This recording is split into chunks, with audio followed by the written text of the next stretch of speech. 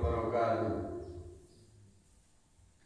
Alhamdulillahilladzi khalaqa samawati wal arda wa ja'ala dzulumati ila nur summa alladziina kafaru bi rabbihim ya'dilun waladzi khalaqa min summa qada ajalan wa ajalan musamman inda summa antum tamtarun wa huwa Allahu bis samawati wa bil ardi ya'lamu sirrakum wa jahrakum wa ya'lamu ma tasibun.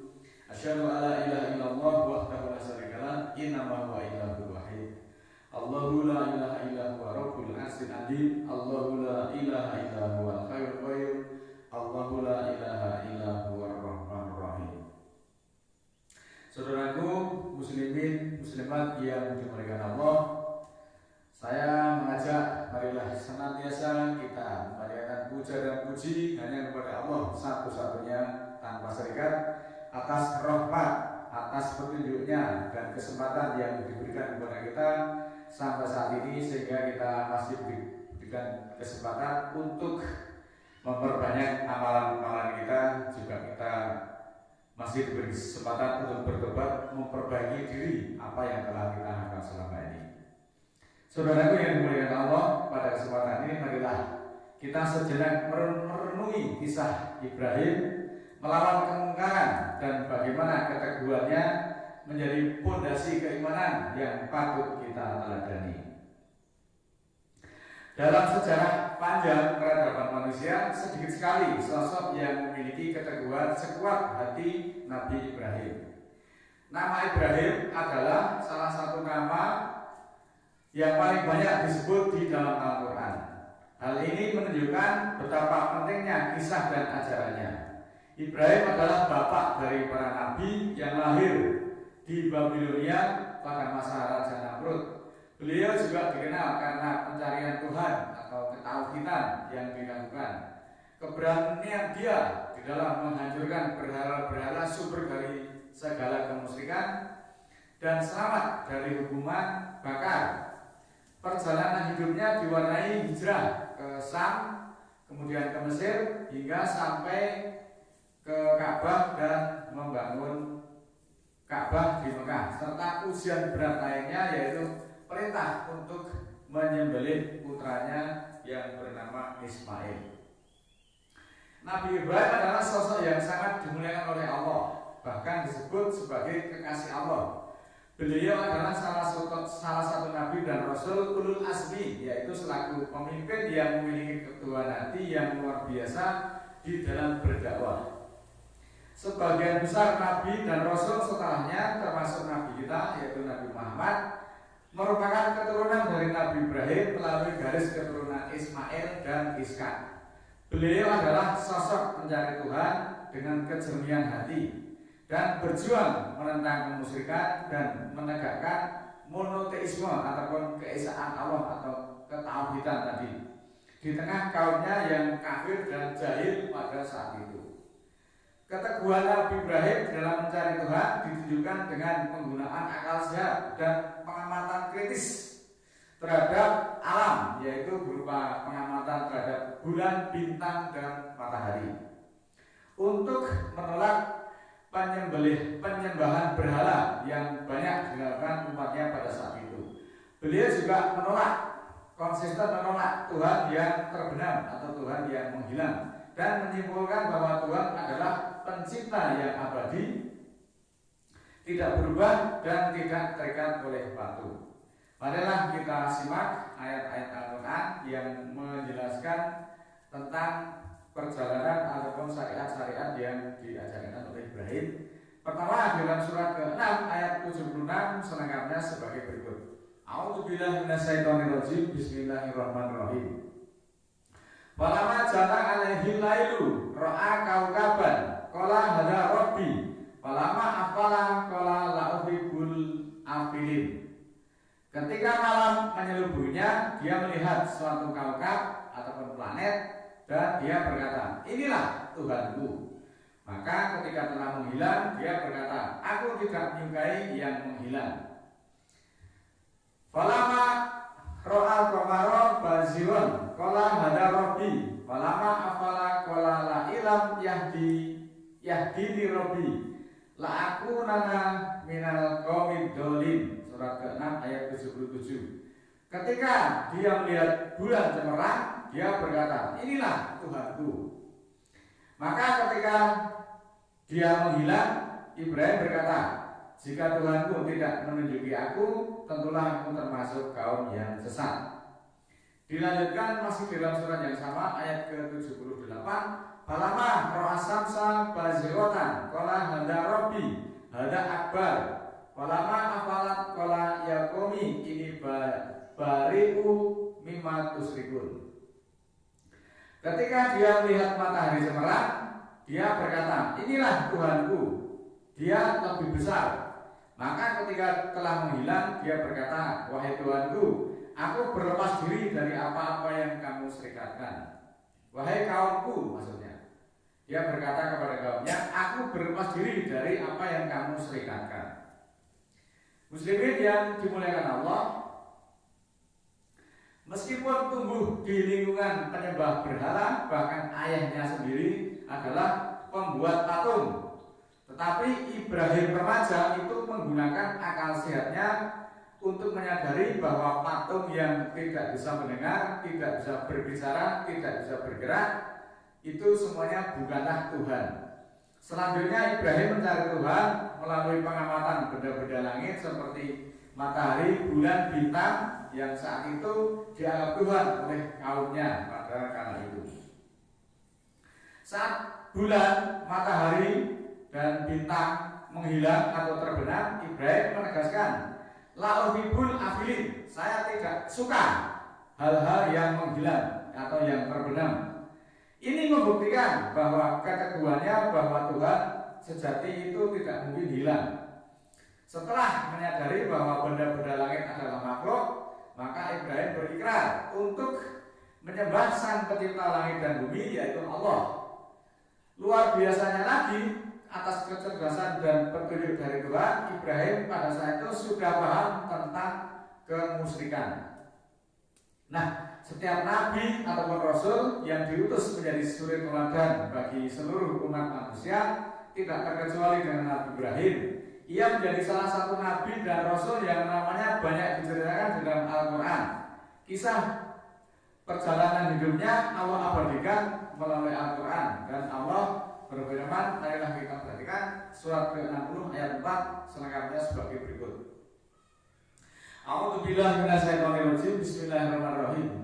Kanat lakum uswatun hasanatun fi Ibrahima waladina mahu irqalu liqaumihim ina bara'aku min hukmikum wa mimma ta'buduna min dunillahi kafarna bikum wa bada bainana wa bainakumul adawatu wal baghdau abada hatta tu'minu billahi wahdah ila qaula Ibrahima li abihi la astaghfiruna laka wa ma amliku laka minallahi min syai' Rabbana alaika tawakkalna wa ilaika anabna wa ilaikal masir, yang artinya selengkapnya sebagai berikut. Sungguh adalah bagimu uswatun hasanah atau teladan yang baik pada diri Ibrahim dan orang-orang yang bersamanya, orang-orang yang mengikutinya. Ketika Ibrahim berkata kepada kaumnya, kami berlepas diri dari kamu dan dari apa-apa yang kamu sembah selain Allah. Kami kafir, kami menolak kepadamu, dan telah nyata permusuhan antara kami dan kamu dan kebencian untuk selama-lamanya, hingga kamu beriman kepada Allah satu-satunya. Ini ketegasan Ibrahim. Kecuali perkataan Ibrahim kepada bapaknya, aku akan memintakan ampun untukmu Bapak. Aku tidak memiliki sesuatu bagimu dari Allah. Tuhan kami, kepadamu kami berserah diri, kepadamu kami bertawakal, dan kepadamu kami kembali, dan kepadamu tempat berkumpul. Ayat ini adalah menjelaskan ketegasan Ibrahim terhadap masyarakat kaumnya pada saat itu, dan dia bersikap tegas menolak tradisi-tradisi kemusyrikan yang dilakukan oleh masyarakatnya pada saat itu. Dan Ibrahim tegas mengatakan, kami benci kepada kamu. Benci kepada kamu adalah benci terhadap perilakunya yang musyrik tadi. Kebencian kami kepadamu selama-lamanya, hingga orang musyrik itu kembali kepada Allah satu-satunya tanpa serikat. Ini adalah ketegasan Ibrahim yang perlu kita teladani. Adapun ucapan Ibrahim yang lain yang tidak boleh dicontoh, yaitu ketika Ibrahim itu memintakan ampun atas dosa-dosa dari bapaknya. Loh, kenapa? Wong sing jenenge anak kok memintakan ampun atas dosa-dosa bapaknya itu tidak boleh. Nah, bahwa bapaknya Ibrahim itu adalah orang musyrik, sedangkan orang musyrik itu adalah musuh Allah, sehingga orang yang menjadi musuh Allah itu tidak patut untuk dimintakan ampun, diselamati, dikirim dongo dan sebagainya. Ibrahim menyadari sepenuhnya hal ini, meskipun bapaknya sendiri kalau musyrik itu tidak boleh dimintakan ampun. Selebihnya ada ketegasan, aku berlepas diri. Ini artinya bahwa aku orang melu-melu, saya tidak ikut-ikutan dengan tradisimu, selamatan, nyembah berhala, musyrik. Itu Ibrahim tegas, aku tidak ikut dengan kegiatan-kegiatan yang seperti itu. Hal ini dikatakan dengan tegas, tidak ada rasa takut sedikit pun, tidak ada kecemasan, tidak ada khawatir nanti akan dikucilkan, nanti akan dimusuhi. Lalu beranikah kita menghadapi permasalahan-permasalahan ini dan mengatakan kepada masyarakat kita yang melakukan kondisi seperti ini. Nah, ini menjadi pertimbangan untuk kita semuanya. Dan Ibrahim tegas, keras, dan dia adalah lurus. Ibrahim adalah hanif. Muhammad itu juga diperintahkan untuk mengikuti milah Ibrahim. Hal ini menunjukkan bahwa ajaran tauhid adalah satu kesatuan yang tidak berubah sejak zaman dulu, serta menegaskan hubungan nasab dan akidah. Mari kita perhatikan surat ke-3 ayat 95. Kul sadaqallah fatabi'u millata Ibrahim hanifah wa ma kana minal musyrikin. Katakanlah Allah benar, maka ikutilah milah Ibrahim sesempurnanya, dan tidaklah Ibrahim itu termasuk orang-orang musyrik. Di dalam surat kedua, surat Al-Baqarah ayat 130, waman yarghabu an millata Ibrahima ila man sifa nafsahu wa laqad istafainahu fid dunya wa innahu fil akhirati laminas sholihin. Yang artinya, dan siapa yang membenci milah Ibrahim melainkan memperbodoh dirinya, dan sungguh dia telah dipilih di dunia, dan sesungguhnya di akhirat dia termasuk orang-orang yang soleh. Muslimin yang dimuliakan Allah, Muhammad itu mengikuti milah Ibrahim. Berarti Nabi Muhammad itu diperintahkan oleh Allah untuk mengikuti ajaran tauhid yang murni yang dibawa oleh Nabi Ibrahim, yang berfokus pada penyembahan hanya kepada Allah satu-satunya, yang hanif, yang lurus, dan bersih dari kemusyrikan. Ini adalah kesinambungan ajaran akidah yang lurus dari nabi-nabi terdahulu. Maka ketika kita diperintahkan untuk mengikuti milah Ibrahim, ya kita harus konsisten ikut mengikuti semuanya. Dan yang aneh adalah ada sekelompok orang yang menyatakan dirinya sebagai penganut milah Ibrahim, tetapi dia tidak melakukan sholat, dia tidak melakukan puasa, dan dia juga tidak mengakui perintah kurban yang ada di dalam surat As-Saffat ayat 100-108 itu. Dan dia juga tidak percaya bahwa Nabi Ibrahim itu pernah dibakar hidup-hidup oleh penguasa yang zalim pada saat itu. Dia mengatakan dibakar itu hanya metafora katanya. Kalau orang kayak begini ini dibakar, ya pasti semuanya akan hangus. Jadi perintah dibakar itu bukan dibakar yang sesungguhnya, itu kata-kata dari mereka. Ini adalah bukti bahwa ada sementara orang yang menyatakan dirinya pengikut milah Ibrahim tetapi melakukan pengingkaran atau penyimpangan. Maka adalah kita mengikuti Ibrahim yang lurus. Surat kedua, surat Al-Baqarah 124. Wa idib tala Ibrahima rabbuhu bi kalimati fa'ata mahuna qala ini ja'iluka linasi imaman qala wa min dzurriyyati qala la yanalu ahdi dzalimin. Dan ketika Ibrahim diuji oleh Tuhannya dengan kalimat-kalimat lalu diselesaikan. Allah berfirman, "Aku jadikan engkau imam bagi seluruh manusia." Ibrahim berkata, "Dan juga dari keturunanku." Allah berkata, "Tidaklah akan mencapai ketegasanku untuk orang-orang yang dolim." Nah, sebagai balasan atas lulusnya Ibrahim di dalam setiap ujian yang diberikan kepada Ibrahim itu kan berkali-kali, tidak hanya satu kali, semuanya itu diselesaikan dengan baik. Maka Allah mengangkatnya sebagai imam, sebagai pemimpin. Jadi di sini yang namanya Nabi besar itu, kalau berdasarkan ayat ini, Nabi besar itu adalah Nabi Ibrahim, bukan yang lain. Karena Ibrahim itu dijadikan sebagai imam bagi seluruh manusia. Kemudian Nabi Ibrahim juga memohon agar keturunan juga dijadikan sebagai pemimpin. Allah mengabulkan, tapi hanya sebagian.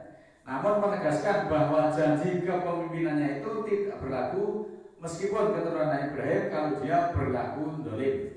Nah, inilah ayat ini menegaskan bahwa kemuliaan dan pemimpin di mata Allah itu didasarkan pada ketakwaan dan keadilan, bukan semata-mata keturunan, bukan semata-mata kelompok ataupun suku. Meskipun keturunannya sendiri, keturunan Ibrahim, kalau dia tidak beriman, kalau dia melakukan kedoliman, maka tidak berlaku, tidak dijamin keamanannya. Maka adalah antara anak dan bapak semuanya itu melakukan perbuatan, menanggung risiko atas perbuatan yang dilakukan oleh masing-masing. Tidak bisa menolong meskipun itu anaknya yang sangat dicintainya, tidak bisa menolong meskipun ibu atau bapaknya yang sangat dicintai. Mari kita semuanya beramal untuk diri kita sendiri dan kita berjuang bersama-sama. Semoga Allah ridho atas apa yang kita kerjakan dan kita mengikuti milah Ibrahim sesuai dengan tuntunan yang ada di dalam Al-Quran. A'udzubillahi minasyaitonirrajim. Bismillahirrahmanirrahim. Allahumma ighfirli walil mu'minina wal mu'minat al-ahya'i minhum wal amwat. Innaka samiyun qaribun mujibud da'wat, innaka 'ala kulli syai'in qadir. Rabbana la tu'akhidna in nasina aw akhtana. Rabbana wa la tahmil 'alaina isran kama hamaltahu 'alal ladzina min qablina. Rabbana wa la tuhamilna ma la taqata lana bi wa'fu 'anna waghfir lana warhamna anta maulana fansurna 'alal qaumil kafirin. Rabbana ighfir lana dzunubana wa kaffir 'anna sayyi'atina wa tawaffana ma'al abrar. Rabbana la tuzigh qulubana ba'da idh hadaitana wa hab lana min ladunka rahmah innaka antal wahhab.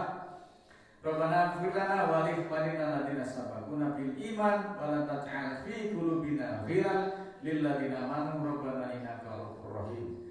Rabbi auzi'ni an ashkura ni'mataka allati an'amta 'alayya wa 'ala walidayya wa an a'mala shalihan tardahu wa aslih li dzurriyyati inni tubtu ilaika wa inni minal muslimin. Subhana rabbika rabbil izzati amma yasifun wa salamun alal mursalin walhamdulillah.